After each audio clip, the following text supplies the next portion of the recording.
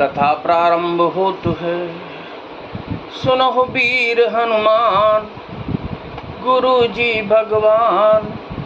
आसन आए बिराजिए, तेज पुंज बलवान। सियावर रामचंद्र जी की जय, पवन सुत हनुमान जी की जय। प्रेमवश लक्ष्मण जी से कुछ उत्तर देते नहीं बनता।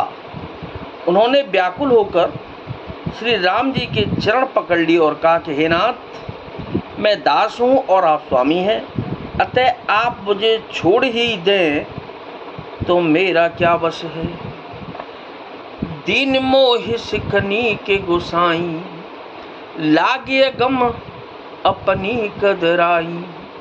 नरबर धीर धर्म धुरधारी, निगम नीति कहते अधिकारी। हे स्वामी, आपने मुझे सीख तो बड़ी अच्छी दी है, पर मुझे अपनी कायरता से वह मेरे लिए अगम पहुँच के बाहर लगी।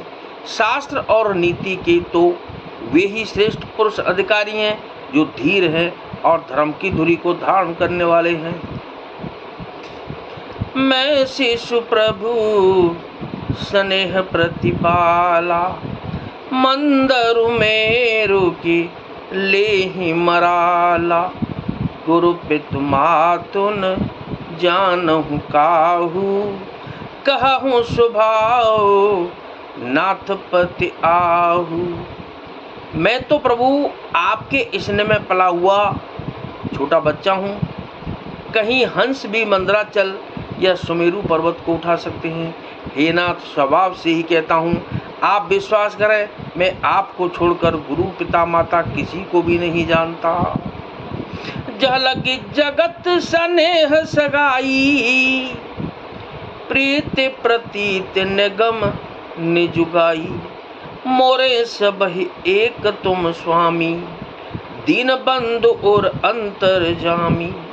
जगत में जहाँ तक स्नेह का संबंध प्रेम और विश्वास है, जिनको स्वयं वेद ने गाया है, हे स्वामी, हे दीन बंधु, हे सबके हृदय के अंदर की जानने वाले, मेरे तो वे सब कुछ केवल आप ही हैं।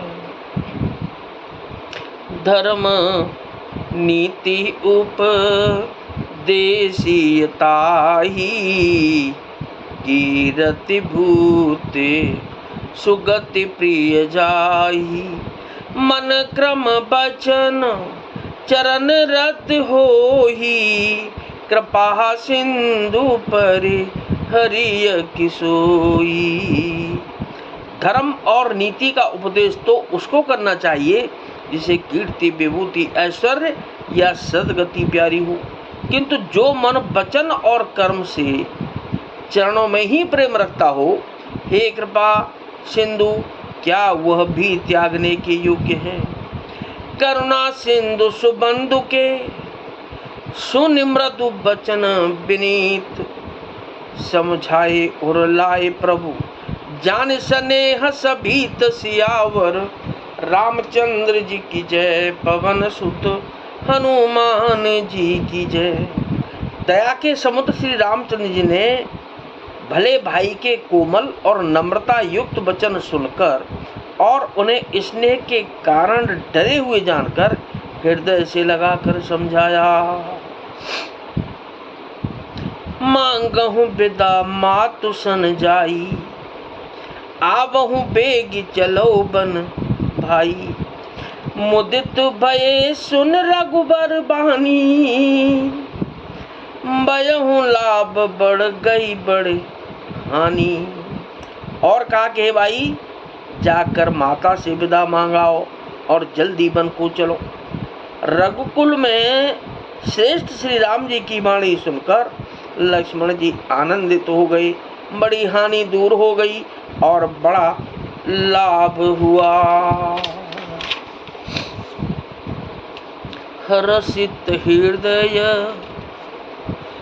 क्या हर्षित हृदय मातु पहियाए। मनहु अंध फिरे लोचन लाए, लोचन पाए।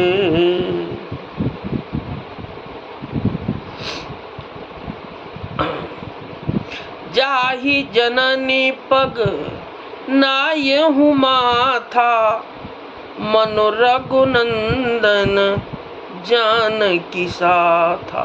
वे हर्षित हृदय से माता सुमित्रा के पास आई, मानो अंधा फिर से नेत्र पा गया हो। उन्होंने जाकर माता के चरणों में मस्तक नवाया, किंतु उनका मन रघुकुल को आनंद देने वाले श्री राम जी और जानकी जी के साथ था। पूछे मातु मलिन मन देखी, लखन कही सब कथा विशेषी।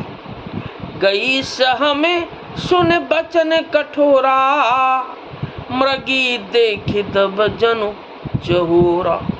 माता ने उदास मन देखकर उनसे कारण पूछा। लक्ष्मण जी ने सब कथा विस्तार से कह सुनाई। सुमित्रा जी कठोर वचनों को सुनकर ऐसी सहम गईं जैसे हिरनी चारों ओर वन में आग लगी देखकर सहम जाती है। लखन लख्यौ भा अनरथ आजू, एहि स्नेह बस करब अकाजू। मांगत विदास भय सकुचाई, जाय संग विधि कहे के नाही। लक्ष्मण ने देखा कि आज अब अनर्थ हुआ, ये इसने बस काम बिगाड़ देंगी, इसलिए वे विदा मांगते हुए डर के मारे सकुचाते हैं और मन ही मन सोचते हैं कि हे विदाता, माता साथ जाने को कहेंगी या नहीं। समुझ सुमित्रा राम सिय, रूप सुशील स्वभाव। नप स्नेहु लखि धुनेहु सिर, पापिन दीन कुदाऊ सियावर। रामचंद्र जी की जय, पवन सुत हनुमान जी की जय।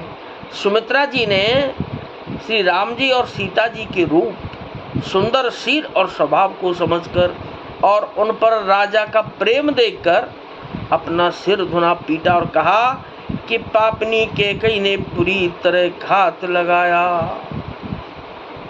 कथा विसर्जन हो तो है, अजी विदा हो हनुमान।